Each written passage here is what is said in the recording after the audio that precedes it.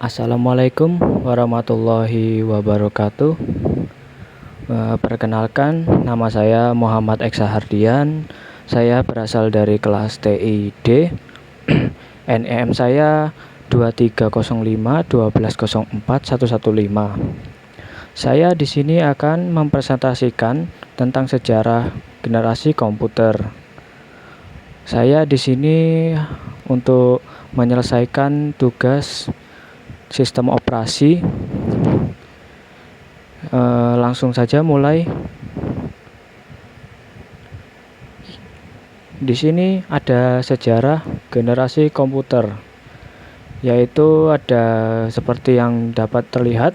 Generasi komputer itu dimulai dari generasi pertama, lalu dilanjut generasi kedua, generasi ketiga, generasi keempat, dan generasi kelima. Dapat dilihat pada gambar pertama, generasi pertama, komputer itu ukurannya sangat-sangat besar. Saking besarnya, bahkan satu ruangan itu bisa dipenuhi isinya hanya komputer saja. Dapat dilihat orang yang berdiri di depan komputer pertama, ya yang bisa dibilang komputer pertama yang diciptakan itu adalah ENIAC. Itu ukurannya bisa melebihi dari satu orang yang berdiri di depannya. Lalu ada generasi kedua. Generasi kedua itu ukurannya sudah lumayan kecil dari yang pertama, tidak separah yang pertama. Dia ukurannya masih menempati satu ruangan penuh, tapi sudah menggunakan teknologi yang lebih canggih daripada generasi yang pertama. Lalu ada generasi ketiga, di mana generasi ketiga ini pastinya lebih baik daripada generasi sebelumnya. Di generasi ketiga ini komputer itu sudah mengecil ukurannya, bahkan sudah hampir bisa dibawa oleh manusia itu sendiri karena memiliki komponen yang lebih kecil daripada generasi-generasi sebelumnya. Lalu di sini ada generasi keempat. Generasi keempat itu sudah bisa dibilang bahasanya lebih canggih daripada generasi yang sebelum-sebelumnya. Ini di generasi keempat juga dapat dilihat perubahannya itu sudah mulai berbeda daripada generasi yang sebelumnya. Lalu di sini ada generasi kelima. Ya, generasi kelima ini dapat kita lihat seperti yang ada di lingkungan sekitar kita, lingkungan kerja atau lingkungan kuliah, pasti teman-teman, Bapak Ibu guru sudah pernah melihat komputer yang seperti ini. Ini adalah komputer modern zaman sekarang, yang dimana komputer tersebut itu sudah dapat diakses dan dibeli secara gampang. Sudah banyak di pasaran yang dapat dibeli daripada generasi sebelum-sebelumnya, yang dimana untuk mendapatkan semisalnya komputer yang generasi pertama ini saja itu mungkin sudah tidak ada lagi atau mungkin sudah jadi museum. Apalagi generasi kedua dan ketiga mungkin masih ada, tapi itu sangat-sangat jarang sekali. Lalu setelah ini saya akan menjelaskan bagaimana dari generasi-generasi ini apa saja sih yang berubah. Ini saya mulai dengan generasi yang pertama. Generasi pertama yaitu dimulai tahun 1940 sampai dengan 1956. Digagas oleh insinyur asal Jerman yang bernama Conrad Zuse. Mohon maaf mungkin ada kesalahan dalam menyebutkan nama. Mohon dimaklumi. Nah, orang ini dia itu merancang sebuah komputer yang digunakan untuk menghitung sebuah matematika. Bayangkan, untuk menghitung matematika saja membutuhkan komputer yang ukurannya satu ruangan penuh. Yang diciptakan oleh Conrad Zuse ini itu adalah komputer ENIAC. yang dimana komputer ini digunakan untuk menghitung matematika tadi. Ini memiliki tinggi 2,4 meter, panjang 30 meter, dan berat 30 ton. Lalu harganya ini sangat mahal dan ukurannya besar, seperti yang saya sebutkan tadi. Mengandalkan machine language, yang dimana bahasa pemrograman ini adalah paling rendah yang dimengerti oleh komputer, yaitu bahasa biner kalau bisa dibilang. Bahasa pemrograman ini hanya dapat menyelesaikan satu perhitungan setiap waktu, dan menyetel perhitungan baru membutuhkan berhari-hari bahkan berminggu-minggu. Padahal komputer sebesar ini, yang besarnya itu lebih besar daripada manusia ini sendiri, itu membutuhkan berminggu-minggu untuk menghitung sebuah matematika. Semisalnya kalau menghitung kalkulus, ya mungkin jadinya ya 1 bulan, mungkin gitu. Ya, lalu saya akan lanjut ke komputer generasi kedua. Komputer generasi kedua ini dimulai dari tahun 1956 sampai dengan 1963. Adanya transistor untuk menggantikan tabung hampa. Nah, jadi dapat disimpulkan komputer generasi pertama itu menggunakan tabung hampa. Nah, sekarang komputer yang generasi kedua ini sudah ada transistor. Transistor itu di mana ketika ada saluran listrik untuk dialiri dari saluran yang lain, itu dia dapat menyalurkan listrik. Kurang lebih cara kerjanya itu seperti saklar. Saklar itu membutuhkan cetekan. Nah, cetekan itu akan bisa mengantarkan listrik. Sama halnya dengan transistor ini. Transistor pun juga banyak jenisnya, tapi saya tidak memasukkan karena ini saya akan menjelaskan tentang komputer generasi sejarahnya saja. Komputer dapat dibuat lebih kecil dengan adanya transistor. Nah, ini dia. Yang dimana komputer tadi itu bentuknya satu ruangan dan beratnya hampir 30 ton. Nah, sekarang dengan ada transistor, komputer ini dapat lebih kecil daripada komputer yang sebelumnya. Menggunakan bahasa pemrograman tingkat tinggi. Bahasa pemrograman ini sudah bukan seperti bahasa pemrograman yang ada di komputer generasi pertama. Ini kapasitas memorinya sudah cukup besar dan lebih hemat listrik, dan proses operasinya lebih cepat. Jadi dapat disimpulkan untuk komputer generasi kedua ini prosesnya lebih cepat daripada komputer yang generasi pertama. Lanjut, yaitu ada komputer generasi yang ketiga. Komputer generasi ketiga dimulai tahun 1964 hingga 1971. Sekarang adanya integrated circuit atau IC.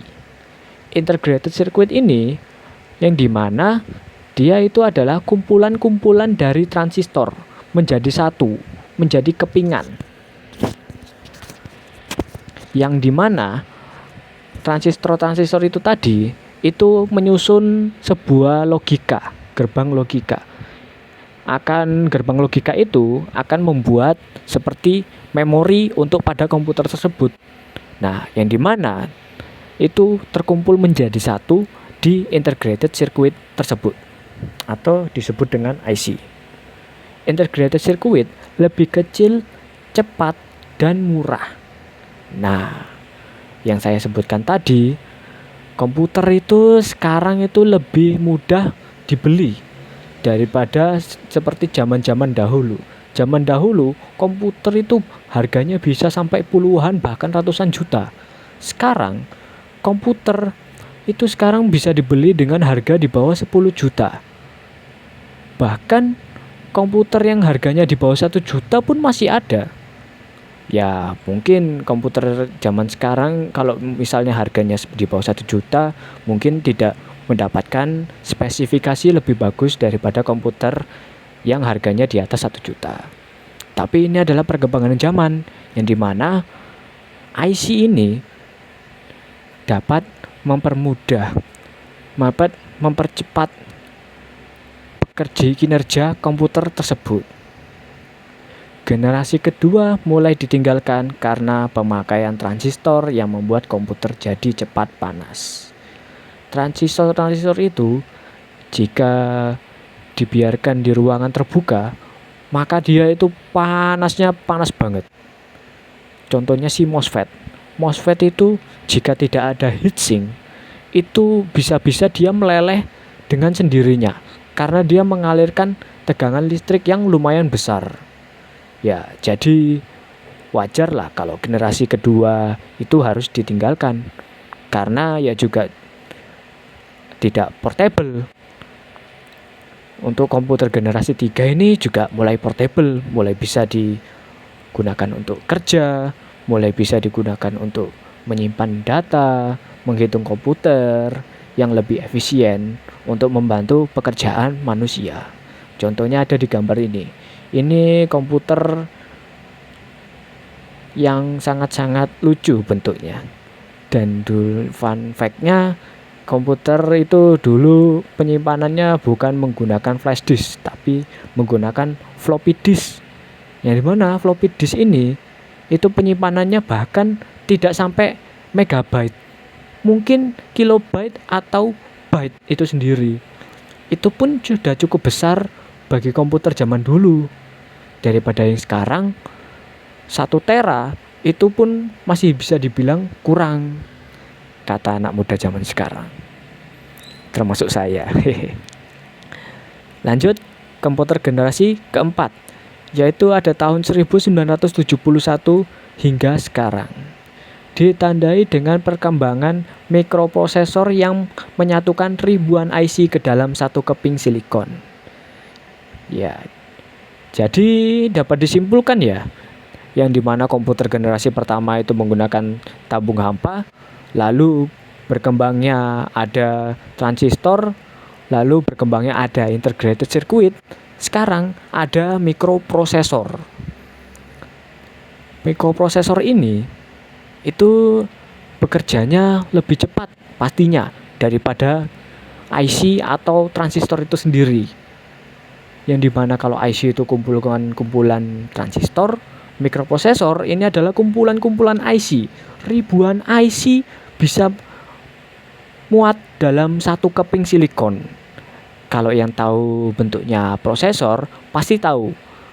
Prosesor itu punya banyak ribuan IC. Padahal dia ukurannya itu sangat-sangat kecil, luar biasa.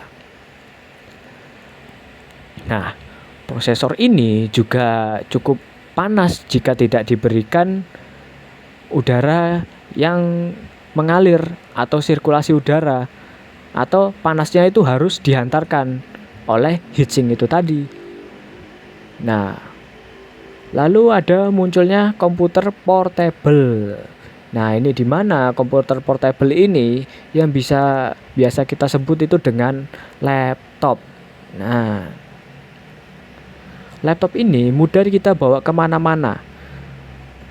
Bahkan laptop itu ukurannya lebih kecil daripada komputer-komputer sebelumnya.